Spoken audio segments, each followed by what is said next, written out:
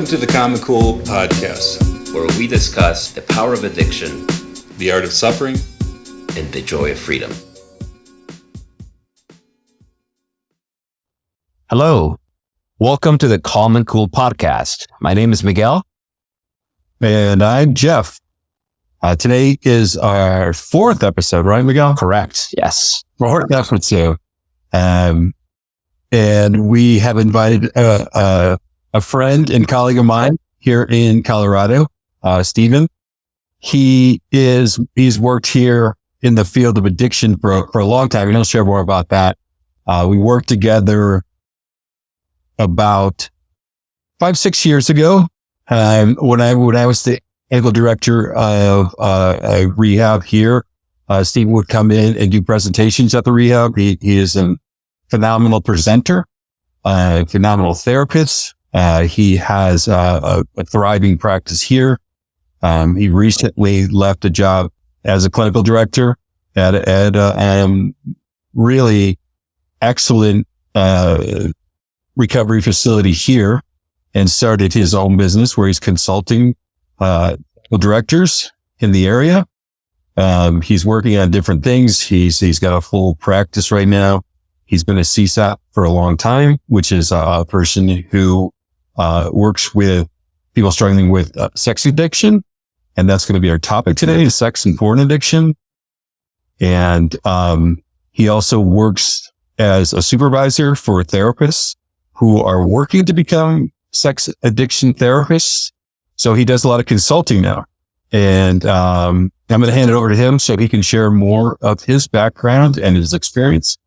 Stephan, welcome. Thanks so much for coming. Thank you both, Miguel and Jeff, for having me. I do really appreciate any opportunity to talk on something I'm so passionate about. And so I've been working as a CSAT specifically for almost a decade now, which blows my mind.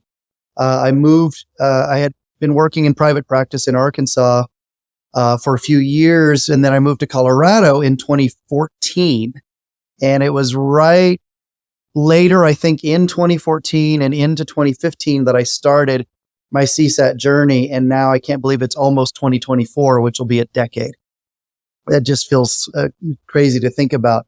But yeah, in that, I've worked in private practice. I've worked in the different levels of care, IOP, PHP, as a program director and as a clinical director. And I've really enjoyed getting to stretch my muscles in all those capacities. But yeah, my biggest thing these days is, as you mentioned, is the consulting. And I'm really enjoying working with various treatment centers that actually don't have CSATs. And we'll talk more about what a CSAT is, Certified Sex Addiction Therapist, but they don't have CSATs on staff.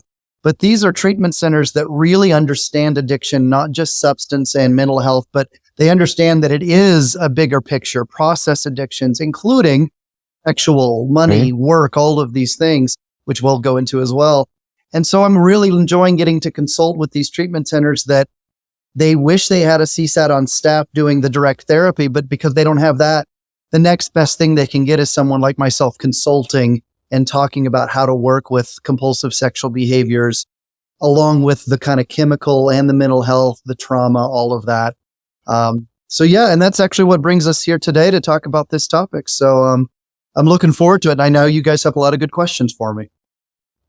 Yeah, it's much needed. Having run rehabs and recovery centers, you always, you'll hear someone come in and they're like, I'm a meth addict, I'm a, alcoholic. But after they're there for a couple of weeks, sometimes it'll just slide out like, yeah, and I also have this going on. And then they start to explain it. And it's not a small thing. And it's a big thing that probably, sometimes, goes right along with the other addiction, but something is even more severe than the alcoholism or the addiction to a stimulant. Yes. So it's exactly that you're going around and abilities on these issues. I love that you talked about, and this is my little soapbox. But I guess since I'm the one being interviewed, I can have a little bit of a soapbox. I think we're good. I'm on good ground there.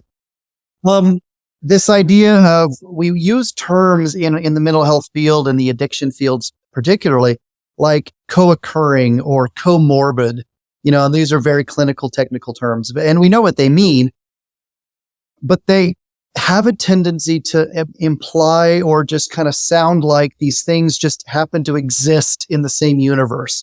Like I have a co-occurring alcohol and a co-occurring work addiction. And it makes it a co-occurring or comorbid. It just makes it, to me at least, sound like they just happen to exist. And we all know, of course, that's not true. We know that when we're working with the individual, that we're going to find that their alcohol use and their work it's not a parallel line that just happens to co-occur. A better term is addiction interaction.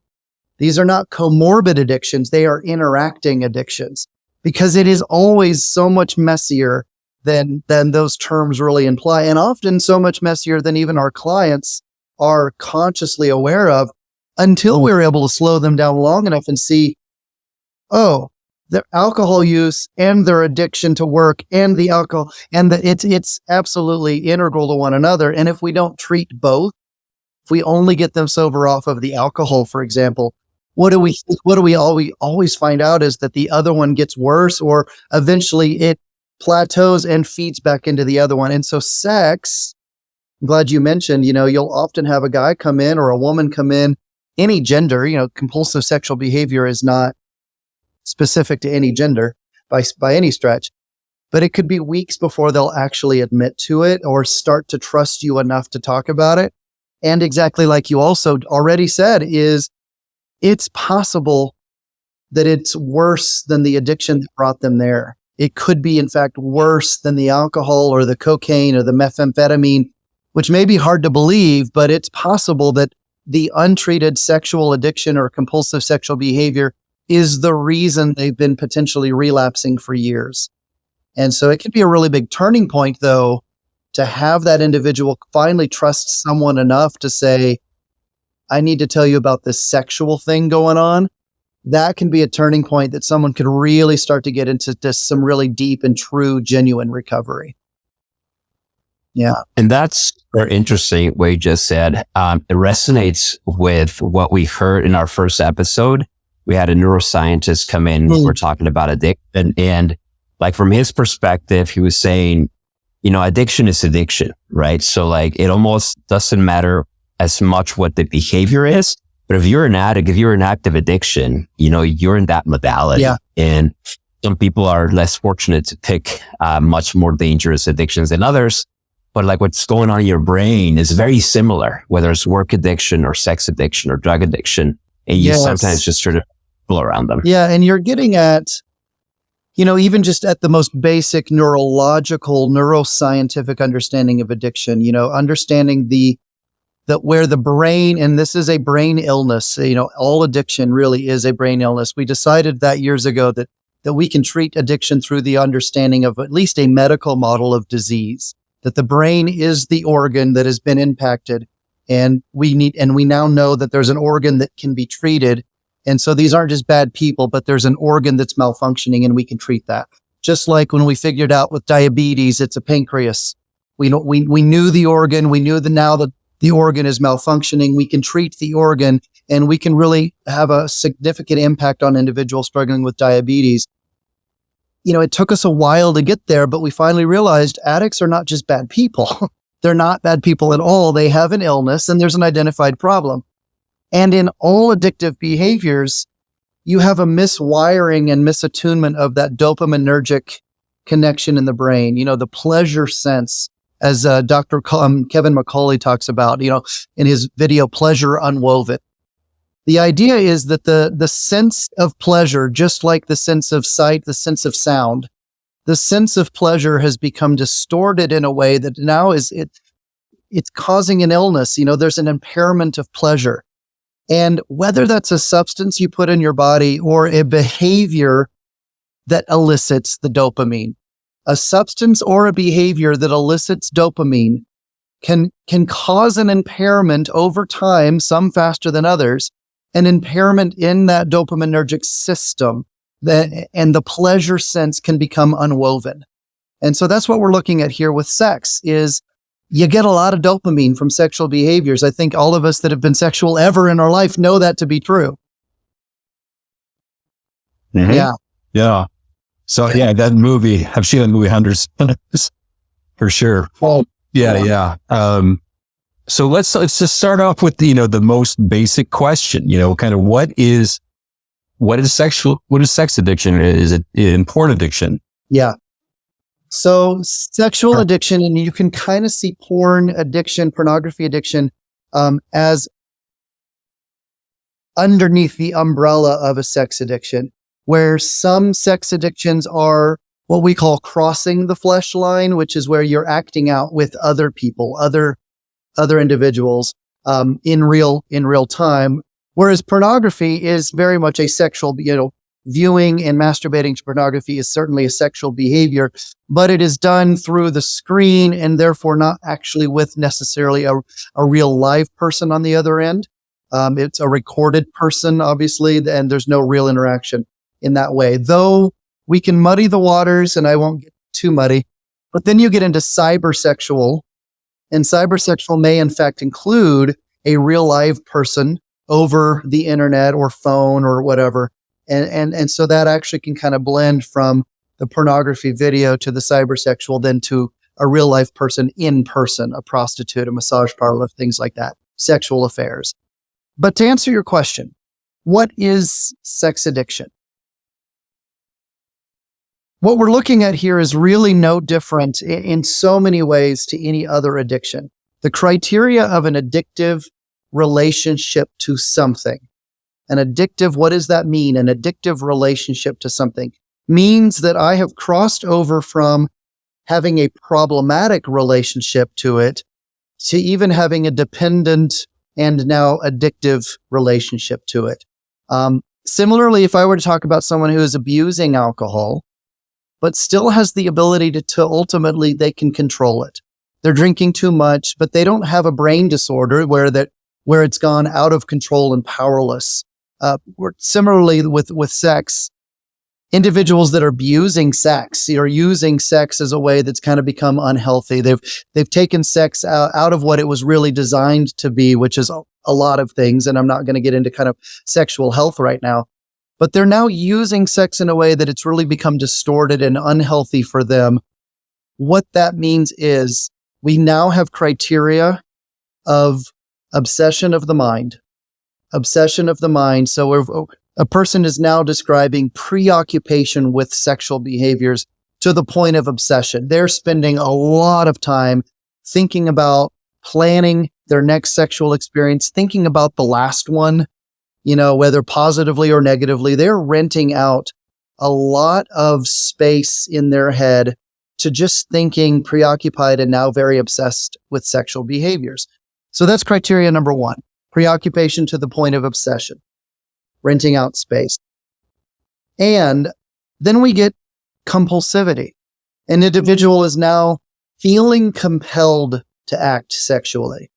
It's not just a desire that they want, they feel something internally compelling them to do it, which then of course leads into if that compulsion gets to a point where the person now, even if they don't want to act on the compulsion, even if it's what we clinically call ego dystonic, that the person feels that they are at odds with the behavior. They don't like it. Some part of them is even morally or it's against their values.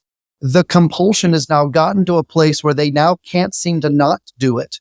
The compulsion is stronger than their values, their desires to not do it. So now we have the third element is powerless to stop. An individual that's not only compelled and now compelled to do it in a way that they can't seem to control it, out of control becomes powerless. And now, even if they wanted to or tried to stop, they have minimal success. Sometimes they're able to stop for weeks or even months, and that's a long time. Most of them, they can stop for days sometimes. But no matter what, even if they go for weeks or months, ultimately, when there's addiction, they're back at it and often worse than where they left off, or they often pick up right where they left off. And because all addiction is an escalating illness, it doesn't plateau. It's not something that you just see. They get to a point and they're like, I can stop here. I think I'm good here. what you have is it continues to escalate. And so you also have the same hallmarks of addictive relationship to a substance. You have tolerance. You have individuals saying, what used to be enough for me is no longer. I mean, again, we talked about dopamine. That dopaminergic system is now needing more of a surge to get the same pleasure. And so an individual has a tolerance effect. And that can be seen just within, not all porn addicts will convert, so to speak, from porn to across the flesh line. Some do, but not all do. And I would actually want to dispel that myth that not all do. A lot of individuals, it really is, pornography is the prime addiction. But even within pornography, you could have what they might have described early in what they may not have even called addiction at the time, but early in their relationship to porn could have been very vanilla. And that's obviously relative, but very vanilla in what that was enough to kind of be a fix. They could get their fix. They could go online, find what they're looking for. But when you have an addictive relationship to porn, and again, not everyone that views porn is an addict. I want to be very careful to say that as well. Just like not everyone that drinks is an alcoholic. Not everyone that has sex is a sex addict. We are certainly not saying, and yet some individuals have developed addictive relationship to these things. Porn is no different. And the individuals who have that addictive relationship to pornography, what was enough is no longer stimulating. And they need more arousing, more erotic, more risque, maybe even more potentially dangerous, leading into things that could even be illegal because the distortion of the brain now and the ability, a prefrontal cortex, which would normally have been able to say, let's stop, this is not good. The prefrontal cortex is now, because we have a brain illness, is not strong enough to stop the compulsive desire of pleasure unwoven. So these individuals, very sadly, start crossing into things that even they would never have believed possible that they could look at. But it's because the addictive illness needs the higher intensity to get the same effect. So tolerance is another often seen criteria to make a diagnosis. And one that's fascinating that people often don't know about is in sex addiction, including even just straight up porn addiction with no crossing the flesh line, but in sex addiction, we have withdrawals. Withdrawals, and I mean physical withdrawals. Individuals who have no history of chemical addiction and strictly sexual addiction will have withdrawals, especially in the first few weeks of trying to get sober, but even just white knuckling. They will describe some individuals' headaches, cold sweats, physically feeling ill, tired. It'll affect their sleep. It'll affect their eating. They'll either eat more or less. You could literally look at the same list of withdrawals that you see with a substance addict and mirror that for sexual addiction. And that only starts to make sense when you do acknowledge that this is a brain illness that's affected dopamine just like any other substance. That you've removed the dopaminergic behavior just like we could have removed a dopaminergic substance. And the brain is now detoxing or withdrawing because we've removed that. And they had developed this pleasure sense unwoven. So that's where it starts to go, well, of course they'd have withdrawals. Of course they would. Yeah. And it's very similar to like other addictions, do the development of tolerance, using more, you get the same pleasure, same level of pleasure, and then withdrawal, and then not being able to fulfill your roles in life. Appropriately, other things start to get affected. Other consequences start to happen. Yeah. Well, and you're getting into the remaining kind of the indicators of an addiction, no different than substance, is continuation despite consequences. An individual will start to note, and I want to be careful. It's not always external consequences. Sometimes the consequences are not quite as obvious with sexual compulsivity as it is with substances. The external typically mount up faster, though they are inevitable. It can just take years sometimes for the external consequences to be as visible with a sexual addiction as it is with a substance, but nonetheless, there are always consequences. Often it's more internal though. The consequences of going against oneself, one's own values, the anxiety of that living ego dystonic with self, the internal despair, depression and anxiety. Like these are consequences that just may not be as visible on the outside as quickly. But even with sex addiction and compulsive sexual behaviors, you do often have external consequences, problems with the law, getting caught at work, losing jobs, lost productivity, and then, of course, effects on the primary relationships, loved ones, spouses and partners, the effects on your own sexuality and how that then affects the sexuality with others. Like it does eventually mount up. And like all addictions, we talk about the first step. We came to admit we were powerless and our lives have become unmanageable. There's an element of that in every addictive relationship to something. Powerlessness and unmanageability. You said something that I want to just clarify a little bit. So it sounded like you said that you could indulge in the behavior and literally stop for some time, maybe for a couple of weeks, but then you go back. Yeah. And not because you can stop in between, right? It doesn't mean that there isn't an element of addiction.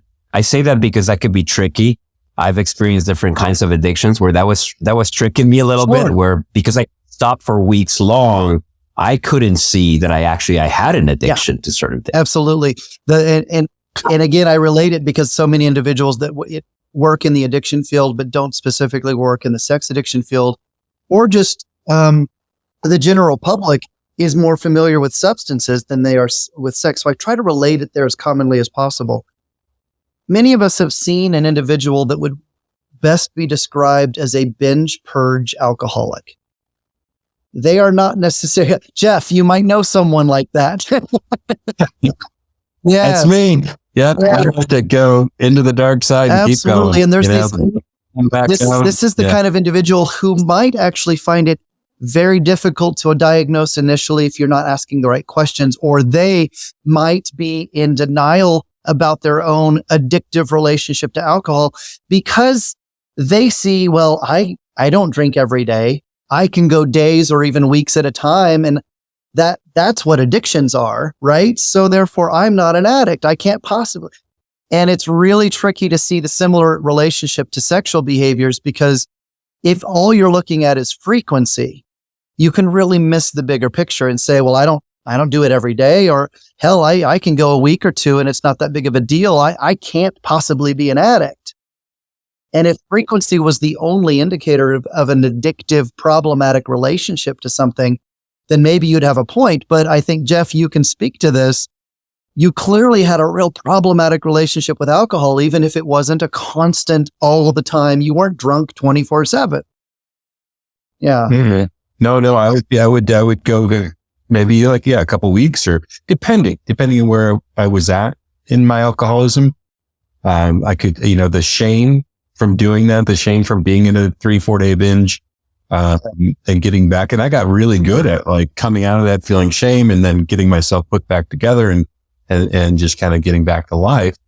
But over time, it's just, it got, the binges got worse and worse, and it started to eat up more of my life and started to experience more consequences. And to talk to individuals whether it was pornography or any other form of sexual behavior, that for them, they would say many much the same words, is it started out as something that was every so often, then it grew into something that really became a problem, and it got out of control. It became, I was powerless. I couldn't stop. All of the hallmarks of addiction eventually will manifest. Yeah. So in diagnosing, it's very similar to like traditional or DSM-5, substance use. I know gambling's in there now. And you had mentioned before we came on that there is a diagnosis for this. Yeah. Thank you. So the World Health Organization, back in 2019, approved what is now referred to as compulsive sexual behavior disorder, CSBD, compulsive sexual behavior disorder. And that then became live and now is an appropriate diagnosis as of January of last year. So almost 2 years ago, January 2022, it was the ICD-11 that became live. And so as of January 2022, we do have an appropriate diagnosis from the ICD. We don't have one from within the DSM that is as accurate as that meets those specific criteria. And so really there you're looking at potentially, you can have, if it meets the criteria, something like an obsessive compulsive disorder, not otherwise specified. That's old language. So I guess it'd be a unspecified or other obsessive compulsive disorder. And you can then specify with sexual features or sexual behaviors. I've seen that used effectively at times. And then also you can look within the DSM under specifically sexual disorders. And there is like a sexual dysfunction, and I forget the diagnosis, that actually the criteria do look like problematic, out of control sexual behaviors that the person is, it's ego dystonic. They don't like it. You can use that diagnosis as long as it fits the criteria. Again, we're not wanting to do insurance fraud here. But the DSM has not been as helpful, whereas the WHO, World Health Organization, and the ICD-11 really gave us something that was a lot more, the criteria are easy to read. It makes perfect sense, really diagnosing something that is a disorder or the sexual behavior is the prime focus of that. And just real quick for the listeners out there that do not know what the DSM is and don't know what an ICD code is, just very quickly, what is DSM? What is an ICD code? So in the United States, we have what's called, affectionately referred to as the Bible of mental health illnesses and disorders. That's the DSM, stands for Diagnostic and Statistical Manual. And there's revisions to that all the time. We're currently on the 5th and actually the revision of the 5th. So we're somewhere in between 5 and what will eventually be DSM-6. We were hopeful or maybe against odds that the DSM would include more of a specific addictive sexual or compulsive sexual diagnosis. They did not. I can come back and discuss actually why that was. But the WHO, the World Health Organization, and their specific classification called the ICD is the international classification of, I think is it diseases or disorders? I think it's diseases, but it might be disorders. Now I can't remember. But ICD, and that one is really a broader, more international. But we can use that. It's not something we're not allowed to not use just because it's not the DSM. But certain insurances seem to behave differently depending upon if they're billing codes from a DSM or an ICD. That can get a little tricky, and I am not an expert on any of that. So don't ask any questions about insurance and billing. No. Yeah, I'm worried. I mean, DSM, ICD, it's the stigma behind it that really, really concerns me. And I think that then, the creators of new diagnoses, would need to understand that there's a ton of stigma behind this and making it a place where people feel more comfortable talking about it, because I think it's often associated with, when someone says, oh, my neighbor John's a sex addict. They go straight online and start looking into sex offenders. Do. Yeah. Yeah. And it's like, they automatically get shifted over to this, to this deviant. Can you explain the different levels? And I can actually share an experience very similar to that. I was working in an office. We had just moved into a new office. We were opening up a practice. This was my early CSAT days, almost a decade ago. And immediately some of the other tenants that were housing offices out of that building were like, what do you guys do? Well, we're sex addiction therapists. Immediately, we had some of these tenants going to the landlord saying, can they be here? I don't feel safe with, if they're going to be bringing sex offenders into this building. And we were like, wait, we actually don't work with sex offenders. If someone is a true sex offender, we would have to refer them out. And we had to go to the landlord and explain the difference. And because they were like, well, were you deceptive? Did you not tell us what you were doing when you moved in? We're like, we did tell you what we were doing. We do not work with sex offenders. And they're like, okay, it was a whole thing. It was a whole thing. So to your question, what is the difference? Well, and I'm not a sex offender specialist. I'm not, but I know just enough to know the difference is offending behavior is where you're truly, there is a victim and if you are actually an offender profile, often that is a pattern of offending. And so and in fact, that might even be for some of these individuals, if they're a sexual offender, it might be that that's part of their arousal, that's what arouses them, is that there needs to be a violent element. That's not always the case. But I mean, you could even say anyone who has raped technically, that's an offense, and they could technically be referred to as an offender. But then you have the difference between someone who raped once versus serial rapist. At that point, you're starting to look at a completely different psych profile. A serial rapist, someone who that is what they are drawn to. Similar to someone who and I probably get in trouble for this, but in a heat of passion, a second-degree murder versus first-degree murder, it was premeditated, versus serial murder. These are completely different psychological profiles. And in the sexual world, it's actually very similar. That someone who is repeatedly doing it and drawn to it is an offender, and we would actually not really treat that through an addiction lens. And here's why.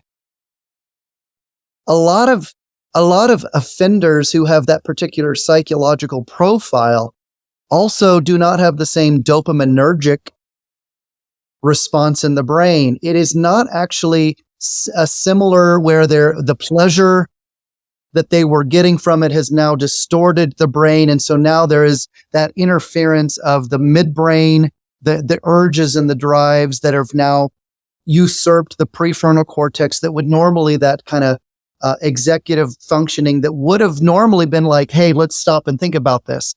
In addiction, the midbrain and the prefrontal cortex are not working in sync, and the prefrontal cortex is not holding the impulsive, compulsive drive of the midbrain. And so that's the disordered, that's what we're treating in a nutshell, very simplistically. In someone that is an offender and has a completely different psychological profile, that is not what's broken. That is not what we are treating, is the pleasure sense that has gotten distorted and needs to be righted. There's a completely different psychological makeup of someone who's drawn to offensive behavior. And often you're looking at something more like personality disorders. You're getting into potentially antisocial, what's commonly referred to as the sociopathic, the psychopathic. That is not the majority of our addicts. It's in fact a very small percentage of offenders that meet the criteria for an addictive pattern, where there is an addictive pattern of obsessive, compulsive, continuation despite consequences, desires to stop, but they can't, they're powerless. It's maybe like 17% overlap. Most offenders are not addicts, and most addicts are not true offenders. Yep. Okay. If so, perspective, I guess one could say that you could have a sex addict who is having a lot of your term was somebody that crosses flesh. Sure. Right? Could be that kind of sex addict and is having sex with many partners frequently, but that could be consensual. Right? It might very well be consensual. Yes. Most of it, probably most of the time is, right? So that's like that key difference too. Yeah. You will see though, and let's go back to in all addictions, because this is an illness of the brain, escalation is to be expected. Because that pleasure sense has become unwoven and is now distorted, and more is needed to get pleasure. Even within an addictive disorder, it is not uncommon to see that one of the escalations is an escalation into potentially more risky, volatile, maybe even dangerous and potentially offending type behaviors.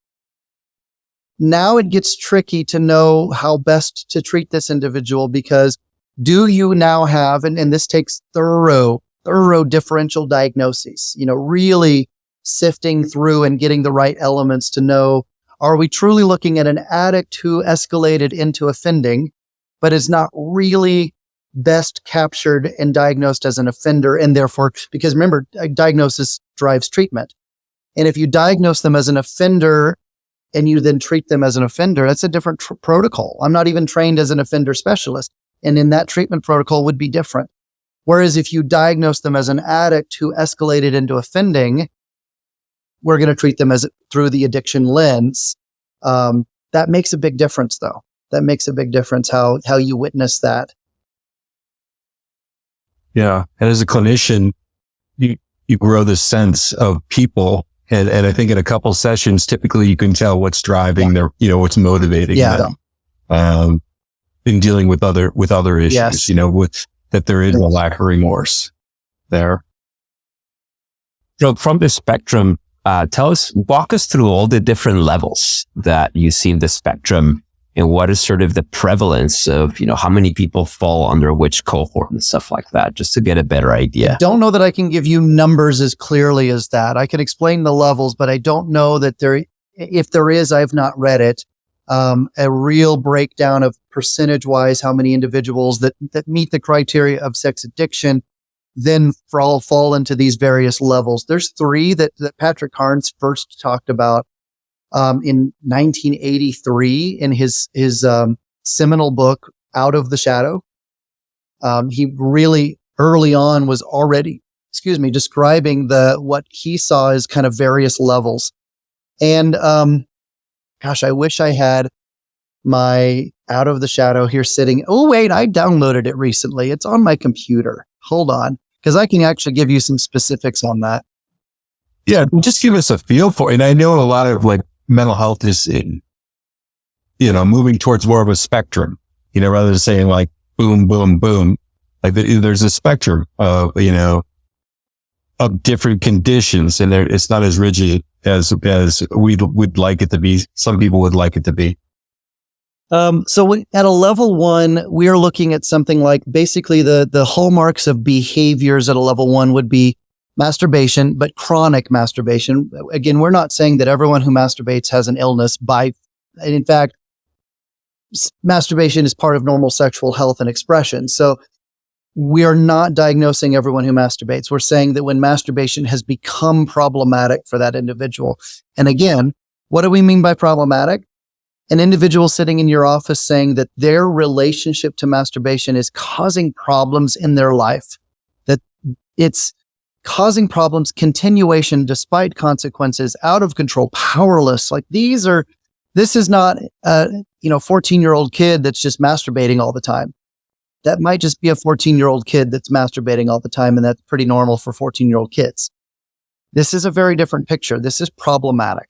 But level 1 would be things like masturbation and compulsion, compulsive relationships, compulsively seeking new relationships with people for sex or sexual behaviors, compulsive relationship to pornography, prostitution, anonymous sex. This is level 1.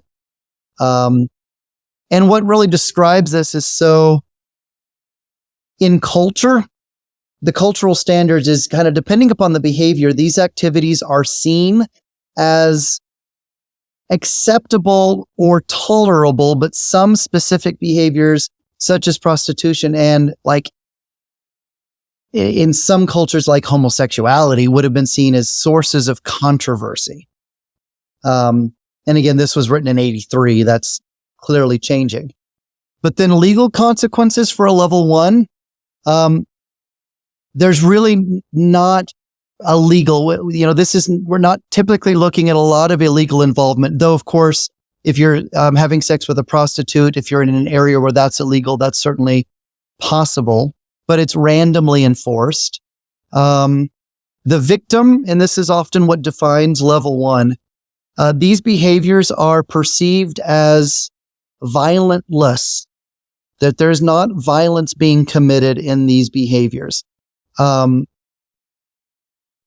So public opinion on those are kind of varying. Level 1 behaviors, you could have everything from everything I just listed is completely normal and healthy sexual behavior, as some might say in the culture, all the way to the other extremes that even masturbation is wrong and bad and everything in between.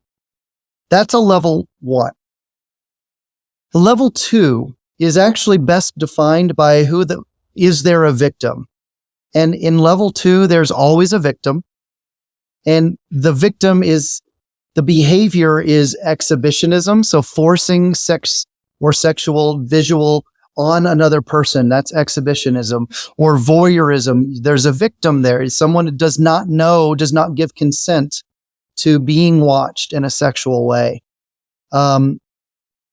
Certain type of, what's the word here? Indecent phone calls. So calling someone unannounced and forcing it upon someone, and just indecent liberties, taking liberties with someone that did not give consent. So lack of consent really helps define a level 2. We've moved at least into level 2 where there's lack of consent.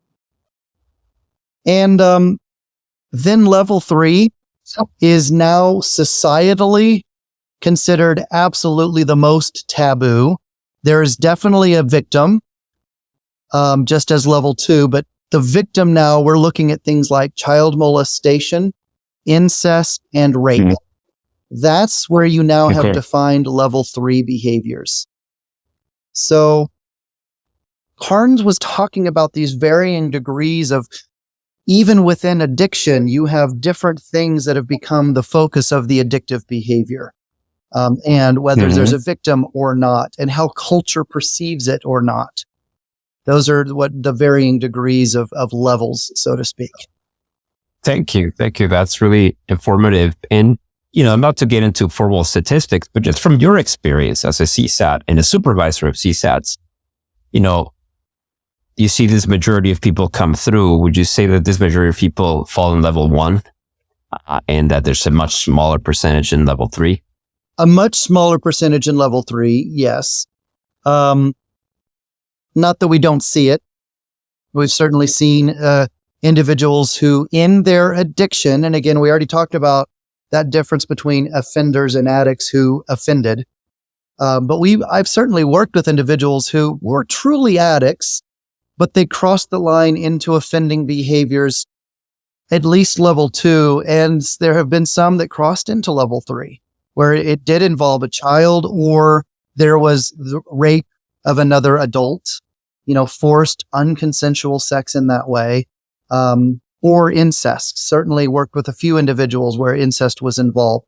And it was truly that individual's distorted brain and the lack of a prefrontal cortex to hold back that drive escalated to a point where this truly is an illness that escalated. So yes, we see that. But the vast majority really do fall in level 1 and 2. Level 1 and 2. Yeah. And I think that's where the misconception comes in, is that jump from 2 to 3, I'd imagine, isn't typically a jump from 2 to 3. It's like whoever's in that 3 category is going straight into that 3 category, rather than it being like a process of escalation. Well, yes and no. There are some individuals who their arousal template, and we're talking something that was hardwired into them, and I should say hardwired in both a nature and nurture way. So both some genetics and environmental influences in the early years, or attachment wounds that really shape a person's sexual arousal. So early years.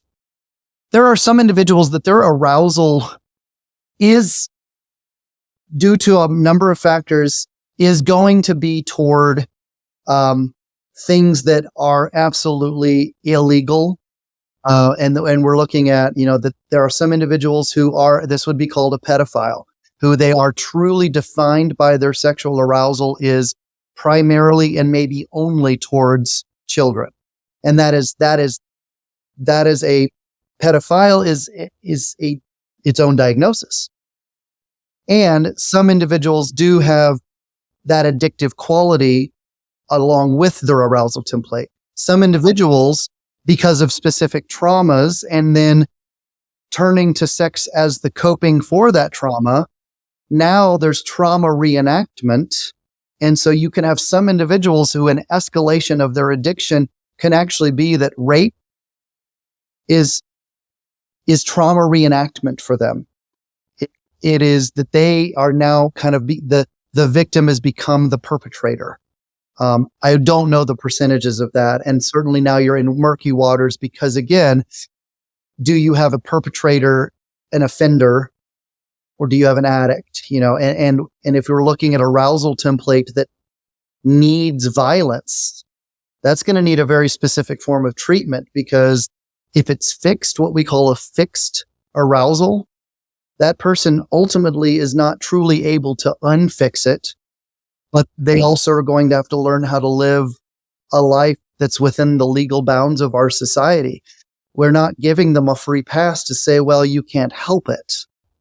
But that's a very different form of treatment. And again, that's actually getting into more offending than it is into addiction. Yeah. Yeah. It's different. It's different than sex addiction. Yeah. It's definitely different. And I think making that point that it is very different, sex addicts are just, like any other addict, trying to feel good, trying to feel better. Trying to feel better, or at some point just trying to not feel anything. Yeah, especially in later stage addiction of any type. You'll talk with the alcoholic. I'm sure of some of these individuals that would say, I remember when it used to be fun to get drunk. I remember I used to like to get high. Now I use to just not hurt, or I use, or I drink, or I act out sexually to just be okay. Yeah. Mm-hmm. Yeah. And so in working with sex addicts and the idea that, with alcohol, abstinence is the goal, for most people. Certainly. For most people who are dealing with drugs, but sex is different. And it needs to be. Yeah. And it's, like food addiction, or a dysfunctional relationship with food. Yeah. You can't not eat. And nor would we want you to. Most people don't want to stop having sex. Yeah, you're exactly right. So sex addiction treatment or compulsive sexual behavior treatment is not, nor should it be, an abstinence-based model. It's not. We are not going to ask these individuals that have now become sexaholics. We're not going to say you can never be sexual again. Whereas with alcohol, if that's the treatment that's going to work for these individuals, complete abstinence might be the only thing that works for them, right? There's a lot of alcoholics that have tried a harm reduction model, and more power to them. If they can absolutely cut back and do a harm reduction model, I'd actually say, great. If you did not actually have to give up alcohol and be abstinent the rest of your life, cool. But many alcoholics came to a place where they, first step, had to admit, I'm powerless, my life's become unmanageable, and I can't return to it ever. That is not the case with sex, and it shouldn't be. It is, and you've mentioned this, it's more like with the relationship with food. Someone whose relationship to food has become highly problematic, highly compulsive, out of control, like continuation despite consequences. We're still not going to say, you need to stop eating. We're going to tell them that your relationship to food is going to need to change. And we're going to help you do that. And so that your relationship with food and eating becomes something life-giving. You hopefully will get to a place where you look forward to eating in a way that's just enjoyable and fun and a part of life, not an all-consuming, out-of-control part of life. Sex is no different. I look forward to the times in the progress of treatment when we're able to move out of sobriety and into sexual health. And I'll talk about what that looks like. But into teaching individuals what a healthy relationship to sex, their own body parts, the body parts of others. What does it mean to have a healthy relationship with not just parts, but the whole person attached to those parts, and intimacy and connection with the person, not just the parts. And that's so much more fascinating and really fun work. But this is where it's similar to alcoholism and similar to food, and it's somewhere in the middle. Treating sexual addiction, we often use what's called a period of celibacy, where obviously with alcohol, they're going to never return to alcohol. But obviously with food, we could never have a period where they just don't eat. Sex is kind of in the middle. They're going to return to sex someday, but they're never going to, they have to stop sex for a period. So it's that middle ground, and we call it a celibacy period. You'll hear it referred to as a no orgasm contract. And that actually is exactly what it sounds like, because it's actually asking the individual for a period of time. Don't let anyone fool you that there's anything magical that happens on these particular days, but you'll often see 30, 60, 90 kind of thrown around as like a good solid period of time to just take all sex, all forms of sex, all sex with self and others off the table. Even if the individual were to actually say, masturbation's not my compulsion. In fact, I hardly ever masturbate. Okay, maybe that is not part of your sexual addiction. Prostitutes and massage parlor was absolutely out of control. And they're like, yeah, masturbation's never been a big deal for me. We would still ask the individual to take all orgasm off the table for a time. Because what we're looking at doing is basically saying, let's remove all sexual coping mechanisms from the table for a bit. And you'll have to actually, for the next, let's say 90 days, feel without turning to anything sexual. You're going to have to, just like if you were recovering from alcohol, for the next 90 days, you're going to probably want to drink. But you're going to have to define, why was I wanting to drink? We use HALT. HALT. I was hungry, I was angry, I was lonely, I was tired, and we expand that on lots of different emotions. I was whatever. And that's why I had a craving to suddenly drink. Well, I can't go drink. I'm going to have to probably go eat some food, maybe work on some resentments, maybe get angry in a healthy way. I'm lonely. I need to go connect with a friend. I'm tired. Go to bed, get some sleep. Whatever your HALT said is why you were craving alcohol. I'm going to do that instead of drinking alcohol. You know what? We do the same thing for that 90 days of celibacy. We've now taken orgasm of any form off the table. Guess what you're going to have to do? For a time, you're going to have to say, I'm kind of craving sex. I kind of want to get off. Okay. But here's the thing. It's possible that your craving for sex was coming from a healthy part of you. The alcoholic actually doesn't have to question that. They're like, I'm craving alcohol. I know that's coming from my addiction. It's not a good craving. I'm going to go not drink. The sex addict actually has the added difficulty of, for that 90 days of celibacy, going, was this craving for sex coming from the healthy sexual part of me? Was it coming from the addicted sexual part of me? They don't usually know. And if we just say, hey, you know what? We're going to just stop only the addictive sexual behavior, but any other sex is fine. The sex addict in early recovery the first few weeks doesn't know the difference between a healthy sexual craving and a not. So that's why we actually say, you know what? For about 90-ish days or however long it takes, remove it all from the table and you're going to feel lots of feels and you're going to feel cravings and you're going to want to have sex. And some of those would have been healthy and not, but you don't know the difference right now. I don't know what it is for you either. Yeah. You know what it's ever said to me? I think I had a healthy meth craving the other day. Yeah. No, You don't hear that. Never happens. No. But in sexual addiction, you absolutely, and this is similar to food. Yeah. Compulsive food eaters will have to learn, was I hungry because my body was hungry and I needed to satiate hunger? Or was I hungry because I was eating my feelings? And again, very simplistic, but the sex addict has to do something very similar. Was I craving sex because I'm a healthy sexual human being and my body was desiring sex and connection and intimacy, and I just wanted to get off. That's not a bad thing. Or was I wanting to use sex to stuff my emotions, to numb, to not feel, to escape?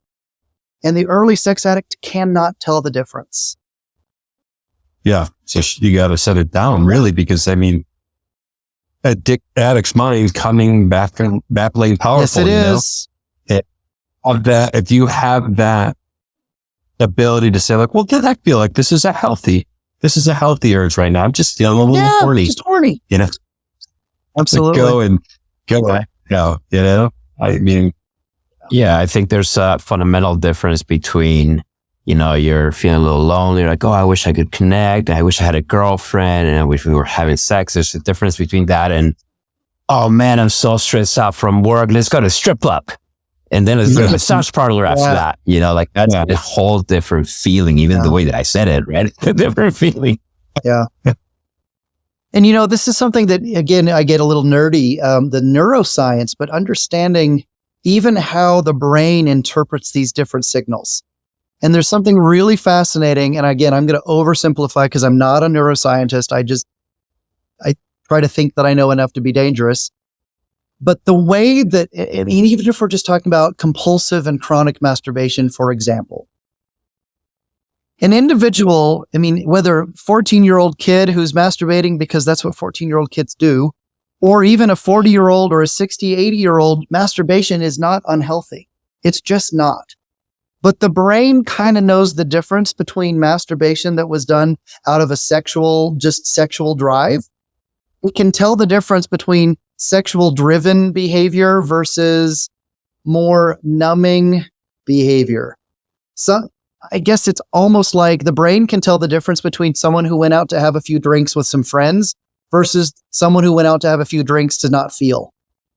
Like the brain reacts differently to, it's the same alcohol, might have even been the same number of drinks, but the brain that's reacting to the addictive drinking versus someone just having a few drinks with friends, like the brain responds differently. Here's what's fascinating.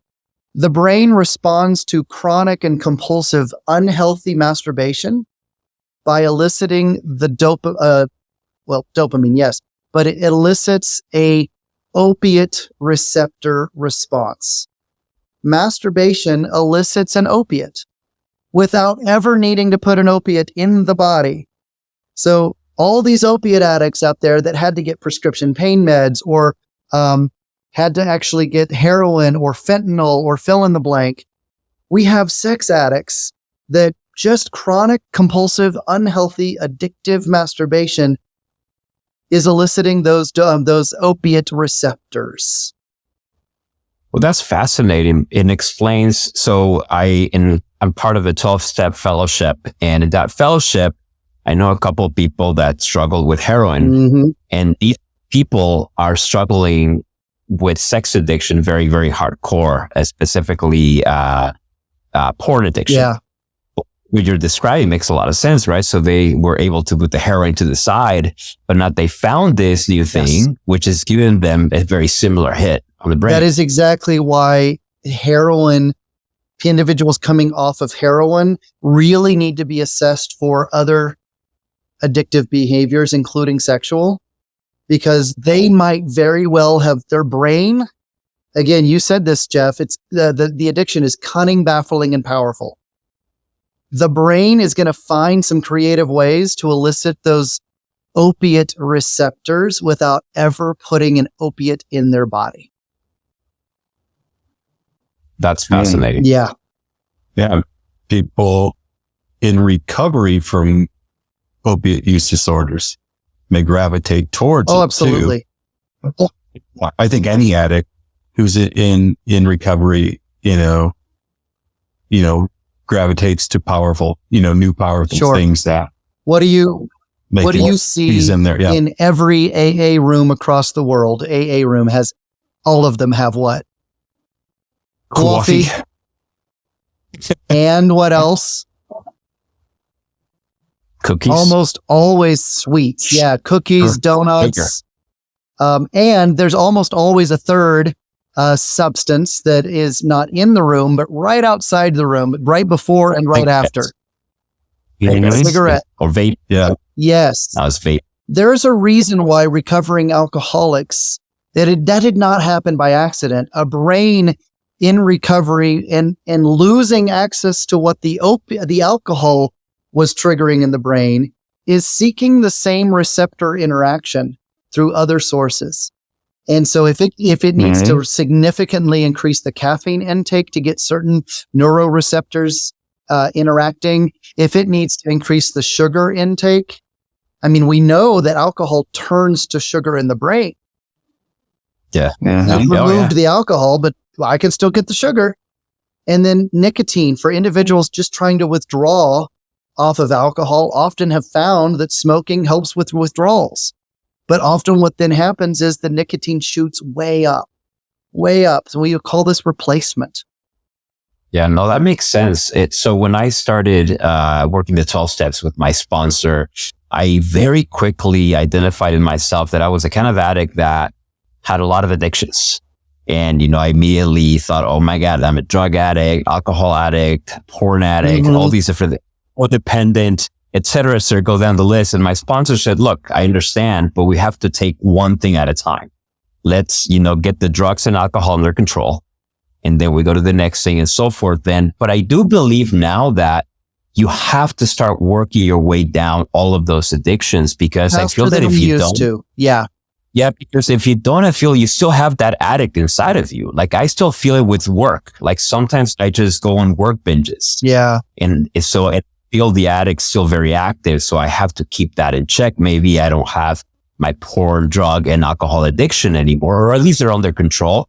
But the work one keeps showing up, and I feel like if I don't address this one, the other ones may pop up one day. That's exactly right. And I suffer from his work addiction when he texts me at like 4 in the morning and starts asking me questions about what we're doing. The other, the idea that, with technology and AI and all, the power that digital forms, pornography, I know you've mentioned this before, and I know it's a real thing, about being more concerned about what you're watching, especially when it comes to, sexual or porn content. Like, what are some of the things that you're seeing? I'd have to go way back in time to actually describe kind of a turning point in the field of sexual addiction.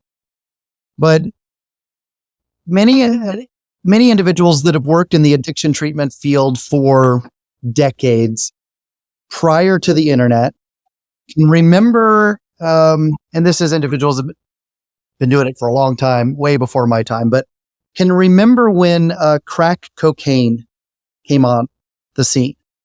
And it was a big deal because there'd been addiction treatment, alcohol, and other forms of substances treatment for years, but crack cocaine was uniquely different and powerful, and its impact on the addiction treatment world was very noticeable because you had the typical profile of an addict up until that point was kind of you kind of understood that you had often traumas and childhood stuff and a lot of issues that going on. And this person's life was just messy and kind of a junkie and they got into drugs. And you had kind of this profile that you'd just gotten used to treating. And then all of a sudden you had like the father of 3, married for 22 years, good job, white picket fence, everything in the life looks pretty normal, coming in saying, I'm addicted to this thing called crack cocaine, and they don't fit the profile. And it was baffling. And they were just like, what is happening? And come to find out, the scientists were able to then show us why that was. Crack cocaine had such a powerful impact on the brain. In fact, dopaminergic, its response of flooding the brain was so powerful that you really didn't have to have the typical profile of what we typically thought made an addict to get addicted, and they were truly and welly addicted. And they needed help. They could not stop. They were obsessed, compulsive, continuation despite consequences, all the things. Well, flash forward, the internet comes online, and then internet pornography soon after. And there was a very similar feeling in the field of addiction.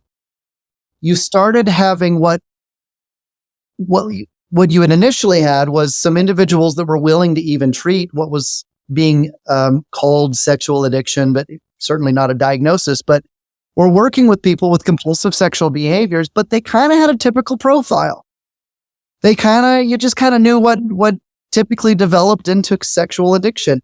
And then boom, sex addiction therapists were seeing, a priest walk in, a father of 3, a white picket fence, a mother, a sister, a daughter, like all these, what would seem to be the most normal person walking in, and they were describing what was unmistakably like obsession, compulsion, continuation despite consequences, all of the hallmarks of addiction to something that didn't fit. And online internet pornography has multiple times been described as the crack cocaine of the sex addiction world, because it's anonymity, it's accessible. There's just a plethora of it out there. Anything you can imagine, you can Google, and there's a video for that. And you can do it in the privacy of your own home. Sexual health experts will absolutely say in many ways, and they're not wrong, it's also done a number for sexual health, like the ability for us to learn about sex and not have to just hear it like from, mom and dad who often weren't doing a good job teaching it anyway. It's certainly, you can now learn a lot about sex. Here's the thing. You can learn a lot about sex. And if you're developmentally either young, you're developmentally not ready. And so these young kids and adolescents that are just brain developmentally not ready are finding things about sex that they were not ready to find.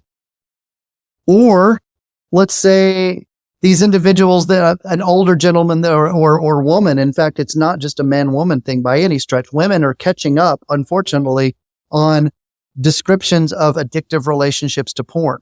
They are catching up to men. It is really it's going to be before long that we're saying that men and women are equally as problematic relationship to pornography. Yeah.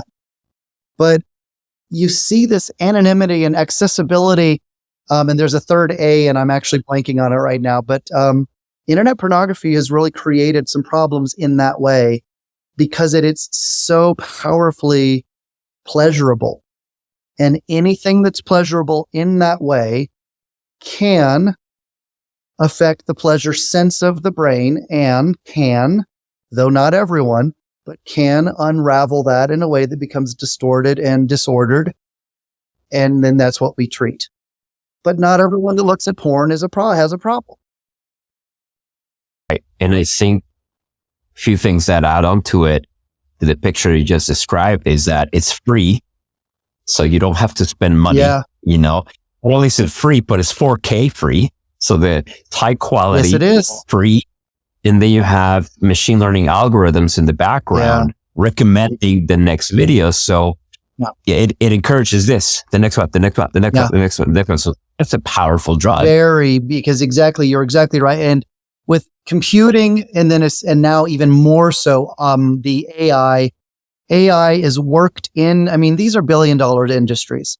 They have the money. They are on the bleeding edge of technology, whether we like it or not. They have the money to be using all the latest and greatest tech. So of course there was some of the earliest adopters of artificial intelligence integration. It's been there for a while. And artificial intelligence can absolutely recommend the perfect, or that's what the brain is actually seeking. Just like the drug addict will tell you that they are seeking their first high. The first high was the best, and they're always chasing that first high. Porn addict, sex addict is no different. And the AI is now making it to where we're going to find that again.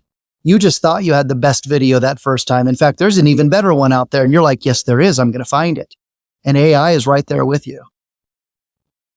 That is concerning, that they're going to be able to meet that demand, because that demand has, it's never been met unless you change completely. Like if you change from alcohol to opiates, or you change from,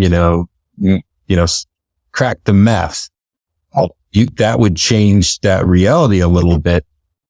But to find it within the same source and to find that, what do they call it? Dragon, chasing the dragon. Yeah. That they could find, it's, that's definitely something that is concerning on lots of different levels. I mean, I think, yeah.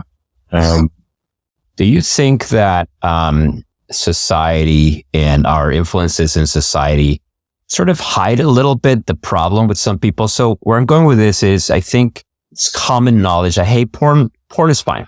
And I think it is. I think it can be totally fine, by the way. And in fact, couples may watch porn together and it's totally fine.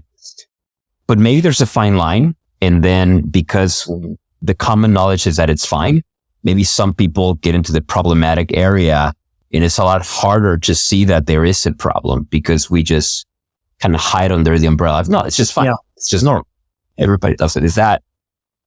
It is really, it is not an easy challenge to sift through what is problematic versus not. And yet it is. And it is because a wonderful colleague of mine, a fellow CSAT, his name is Bill Herring. Bill Herring has worked in the addiction field for years, in particular in the sex addiction field, but he created what's called the Problematic Sexual Behavior Framework, PSB, Problematic Sexual Behavior Framework. And it is a way of, it's a theory-neutral, non-pathologizing, you don't have to actually get in, it doesn't even have to be about addiction, to really just discuss with the person the relationship they have to sexual behaviors, and through five questions, which really get at five very specific principles. But through five questions, you can help an individual, and if you're the therapist yourself, get at whether it's problematic or not. PSB framework, Problematic Sexual Behavior Framework. I would suggest Googling that. The five questions are right there from his homepage, but they really, and I don't have them memorized, but they basically get at the hallmarks of anything we would talk about problematic. Continuation despite consequences, all of the hallmarks, hurting others, hurting yourself, out of control. Nice. Thank you. That's a nice bit of information. So one thing that we haven't touched on yet is, so if I am a sex addict and as a side effect of that, I'm cheating on my partner, or if I am watching too much porn and my partner's not cool with that either, like my partner's hurt by the fact that I'm not having sex with her and I'm watching porn instead. Yeah. So that creates this thing called betrayal trauma. Sure. Let's talk a little bit about it. Like, what is betrayal trauma? When it's experienced, and how do people experience it? Yeah, betrayal trauma is such a broad topic that we're only really just going to touch on it here. But actually, when someone feels betrayed, it's because trust has been broken. Any sort of infidelity, and often individuals think, well, I wasn't unfaithful. And I ask, did you break a rule within your relationship? Did you break the trust of what was expected? Well, yeah. So your wife or your partner, your spouse expected one thing and you did not fulfill that. Yeah. So you broke trust. You were unfaithful. Well, but I didn't sleep with anyone. No.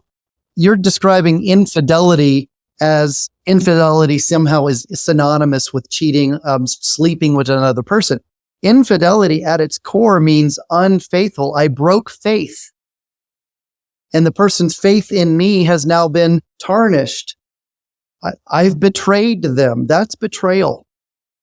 And what we've now learned is once we've defined betrayal and infidelity more broadly. And then we start to look at that if this is a primary attachment, a figure of close attachment, a spouse, a partner, a life partner, then a betrayal of that nature is going to be traumatic. This is a significant attachment wound. And then we go even further and say, well, what types of symptoms? I mean, most of us understand trauma, but when we realize that this attachment wound is a trauma, and we start to actually look at the types of symptomology that's common to this specific trauma, betrayal trauma, boy, research very quickly showed us that betrayal trauma and PTSD look the same. These individuals are absolutely sharing the same. It's not that it shares the same, it is the same. They have post-traumatic stress disorder. It's the same thing. And they then therefore need to be treated as such. The betrayal was so traumatic. A primary attachment wound has been broken and they are traumatized. So wow. So in a marriage or a relationship, doesn't have to be a marriage necessarily, where one partner is experiencing sex addiction, the other partner is experiencing betrayal trauma, and neither one is treated, is like a perfect formula for perfect storm. Yeah. It's often highly destructive and very painful to watch. Yes. And I think you mentioned we're only going to skim the surface today. And I definitely, we had talked before this, that we were going to bring you back to talk more about this specifically, in relationships within addiction and partner, the partners of people who are struggling with addiction. And I think when you say something, that is something that really needs to be addressed, to support, so that the addicts, the people struggling understand, and for the people who are partnering up with addicts understand this, that this needs to be treated also. This is just an anecdote. We'll go deeper into this another time, but just to really paint a picture of how serious it is, as individuals in this field of sex addiction and betrayal trauma, and particularly looking at betrayal trauma from sexual acting out, where the trauma was due to sexual infidelity. They were actually starting to do some real research, giving assessments to these partners, these betrayed partners. And they were using the types of assessments you would use with an Afghan war vet, right? The scores were the same as an Afghan war vet. Wow. This is not something to be trifled with. These individuals they have the symptoms of nightmares and flashbacks and dissociation and numb avoidance factors, triggered all the time, emotional dysregulation to the point of, if you're not careful, you'd say, God, boy, that person looks bipolar. They're not. Or that person looks just borderline. They're not. It's PTSD. Wow. It's PTSD. It is but the good news is it's also treatable. It's very treatable, Right. but it is a very hard thing to live with. We definitely need to have you back and do an episode just on this topic. It's very important. Glad. You said a few things. I'm not going to try to unpack right now, but you just said a few things that are very, very important, I think, which is confusing the symptoms of the partner, right? Yeah. Yeah. And yeah, that's a whole different differential diagnosis right there. Go ahead, Jeff. Yeah. Yeah. And just being very sensitive to that reality and preparing. I mean, especially if you're a person struggling with sex addiction or porn addiction, how impactful that information is when you go to transfer it to your partner, to go to be accountable with your partner, understanding the full impact that could have on them, and wanting to do it in a way that's, that supports them the best, that's incorporating a traumatized partner that's not yet in their own journey of recovery and various stages of that recovery. The addict can cause more harms for themselves and certainly for the partner in that, and because that you can have mismatched recovery stages. An addict can actually be further along in his or her recovery than maybe the traumatized partner who only later got into some type of recovery themselves. And that mismatch, boy, and that's a whole nother topic right there. Yeah. Yeah.